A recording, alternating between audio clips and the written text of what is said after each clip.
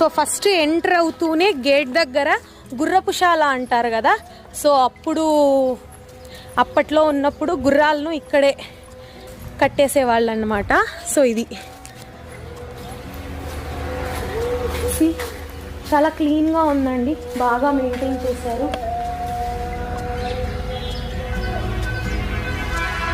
So Windows ఉన్నాయి, ఇది కూడా ఇటు సైడ్ కూడా.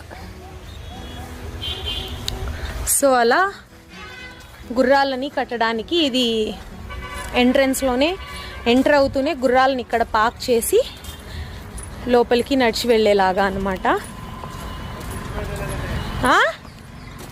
కైకుగతే ఎక్కడుంది అది? బోర్డు ఏం రాసి పెట్టలేదే. ఇప్పుడు నేనేం